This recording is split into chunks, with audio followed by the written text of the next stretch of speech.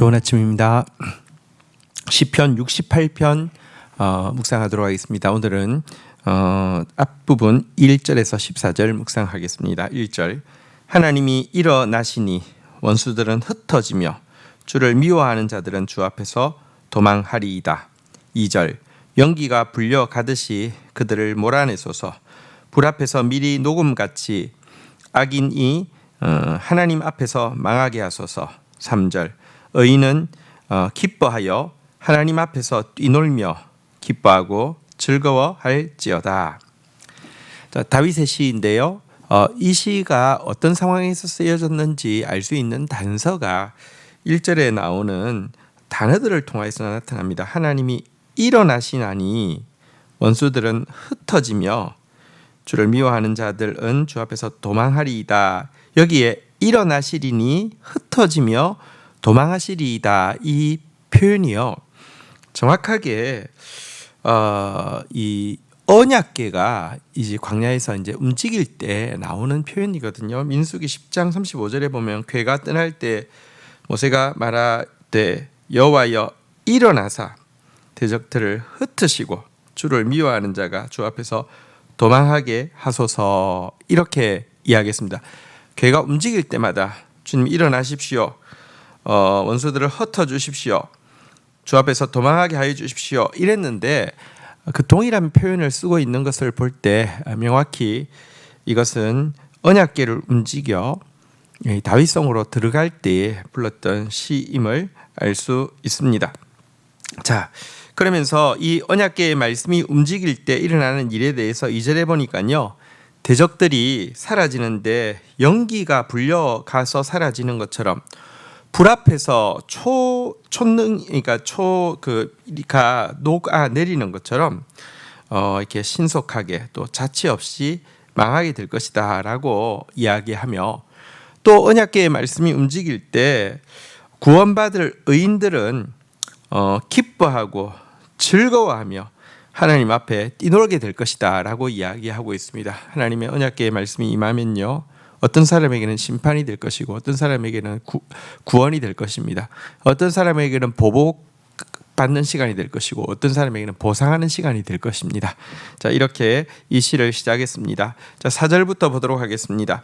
하나님께 노래하며 그의 이름을 찬양하라. 하늘을 타고 광야에 행하시던 이를 위하여 대로를 수축하라.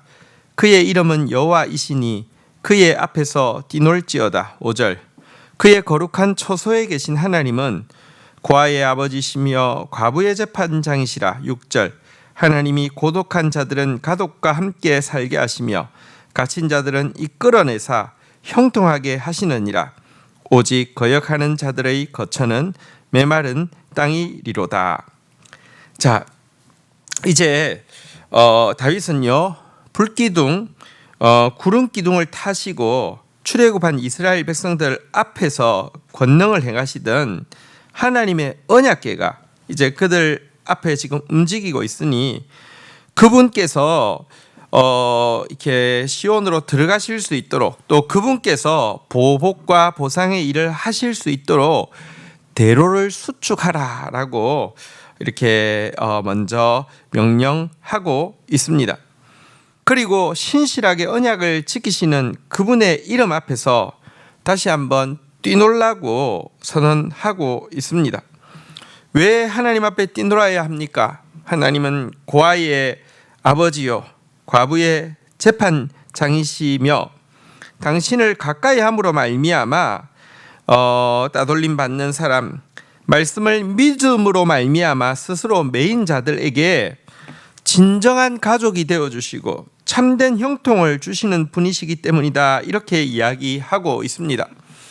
동시에 하나님은 그분을 거역하는 자들은 바깥 어두운 곳으로 쫓아내는 분이시기도 하다라고 이야기하면서 지금 이 언약궤 앞에 이 언약궤가 이제 임하고 있으니 마음문을 활짝 열고 받아들이라고도 이야기하고 하나님의 말씀 때문에 낮아진 자들로 하여금 하나님의 정의를 믿음으로 말미암아 하나님 앞에서 기뻐하라고도 이야기하고 또 교만하게 거역하는 자들을 향해서는 하나님의 심판이 임할 것이라고 너희들은 바깥 어두운 곳으로 쫓겨날 것이라고 경고하고 있는 내용이었습니다.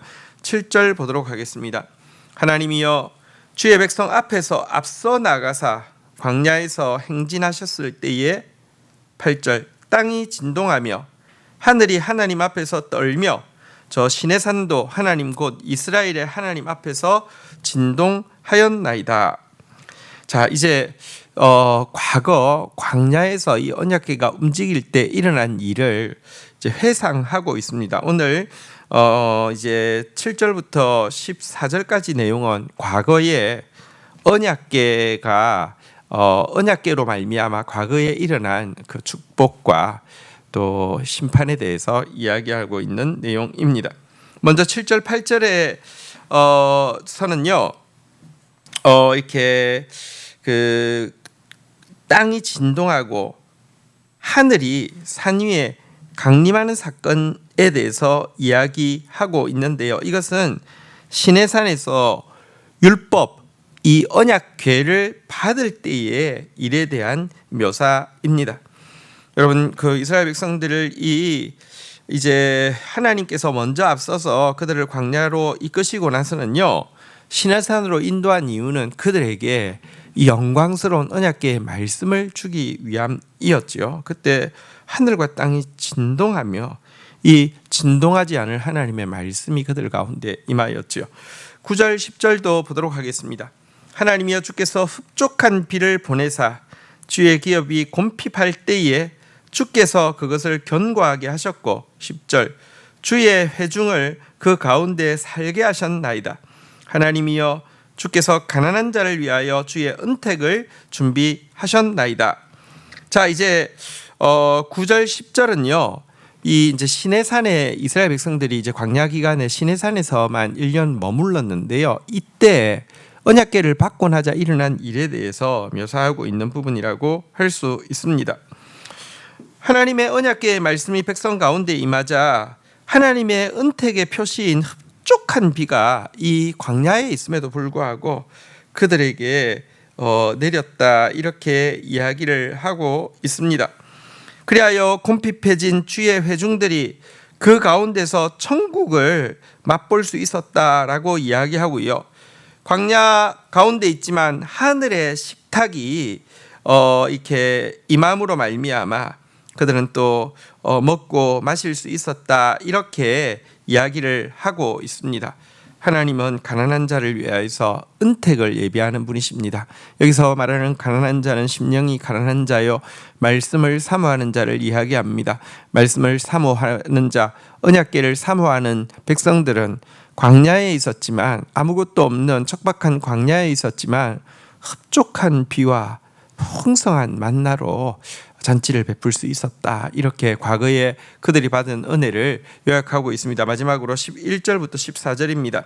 주께서 말씀을 주시니 소식을 공포하는 여자들은 크무리라. 12절 여러 군대의 왕들이 도망하니 집에 있던 여자들도 찰치물을 나누었도다. 13절 너희가 양우리에 누울 때에는 그 날개를 은으로 입히고 그 깃을 황금으로 입힌 비둘기 같도다. 14절 전능하신 이가 왕들을 그 중에서 흩으실 때에는 살몬의 눈이 달림 같도다. 자, 그리고 이제 하나님께서 때가 되매 광야에서 시내산에서 움직이게 하시고요. 때가 되매 이제 가나안 땅을 정복하라고 하셨습니다. 가나안 땅을 정복하라고 할 때 여인들이 이 소식을 믿음으로 기뻐하면서 이제 선포했다 이렇게 이야기를 하고 있습니다. 여인들은 나가서 싸울 수 있는 사람들은 아닙니다.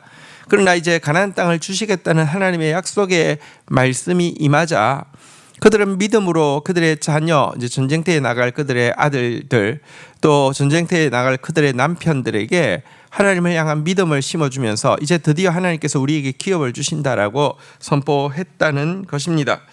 자, 그리고 이 선포와 함께 이스라엘이 나아갈 때 사실은 가나안 땅에 여러 군대의 왕들은 도망가기 바빴고요. 여러분, 전쟁의 탈취물은 사실은 전쟁에 참여한 사람들만 받는데 믿음으로 선포한 여인들도 그 탈취물을 나눌 수 있게 해 주셨다라고 이야기하고 있습니다. 그리하여 그들이 이제 가나안 땅을 차지하게 되었고 안식을 누리게 되었는데요. 이때 이스라엘 백성들이 누렸던 안식에 대해서 양우리가 눕는 모습과 날개를 은으로 입히고 그 깃을 황금으로 입힌 비둘기와 같다, 이렇게 이야기하고 있는데요. 양은 웬만하면 잘 눕지 않는데 완전히 안전할 때 이제 눕는데요. 가나안 땅을 차지한 그들이 누린 안전은 누워 있는 양과 같은 모습이었다라고 이야기하고, 가나안 땅에서 그들이 누리고 있는 영화로운 그 평화는요, 황금 비둘기의 영광과 평화와 같다, 이렇게 이야기를 하고 있습니다. 그러나 대적들은 흩어지는데 살몬산에 눈이 흩날리는 것처럼 흩어졌다, 이렇게 이야기하고 있습니다. 여러분, 그 높은 고지대에서는 이스라엘에서도 눈이 내리는데요, 눈은 내리면 흩어지잖아요, 그죠? 대적들은 그렇게 흩어지게 되었다, 이렇게 이야기하고 있는 부분입니다. 오늘 읽었던 내용은 이제 언약궤의 말씀이 임할 때에 과거에 이스라엘에게 주셨던 약속, 이 기적들, 은택들을 또 보상과 보복들을 기억함으로 주님을 찬양하는 내용이었습니다. 주신 말씀 붙잡고 기도하며 나가도록 하겠습니다. 하나님, 우리에게 영광스러운 언약궤의 말씀을 허락하여 주신 것을 인하여서 감사합니다. 이 말씀 앞에서 원수들은 흩어질 것이며 주를 미워하는 자들은 도망할 것이며 주님께서는 이 말씀대로 일어나 역사하실 것입니다. 말씀을 우리에게 주신 하나님 찬양하고 경배합니다.